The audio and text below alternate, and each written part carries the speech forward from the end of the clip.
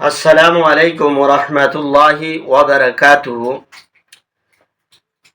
मोहतरम बुजुर्ग दोस्तों, देखते देखते अपने আমার সম্মুখে পবিত্র মাসে রমজান চলে আসছে। আর বর্তমান যে মাসটা চলছে ওটা শাবানের মাস।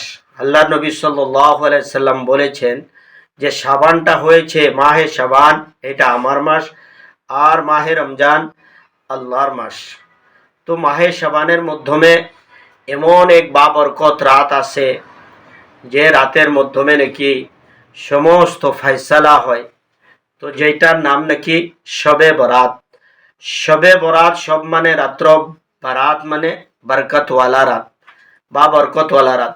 সেই জন্যে আপনি আমার সম্মুখে এই পবিত্র মাসে পবিত্র রাত চলে আসছি।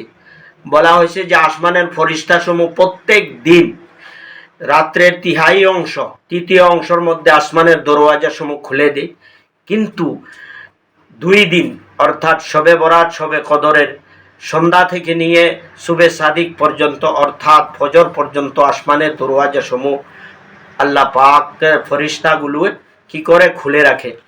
সেই জন্য ভাই বুজুর্গ দোস্ত, আমাদের সম্মুখে একটি রাত আসতেছে, সেই রাতটি হয়েছে শবে বরাত।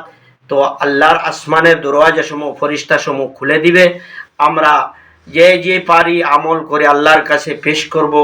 আপনি আমার সমস্ত আমলগুলো আল্লাহ পাক কবুল করে নেবেন। তো কবুল হওয়ার জন্য সর্বপ্রথম আপনি আমার কাজ হয়েছে তওবা করতে হবে।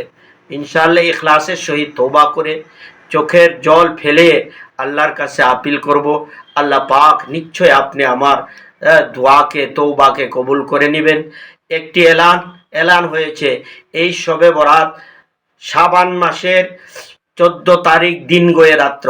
সেই জন্যে তো সেই হিসাবে আপনি আমার সম্মুখে শবে বরাত আসবে মঙ্গলবার দিন, যে রাত যেটা হবে এই রাতেই শবে বরাত আমরা সবাই উদযাপন করব ইনশাআল্লাহ।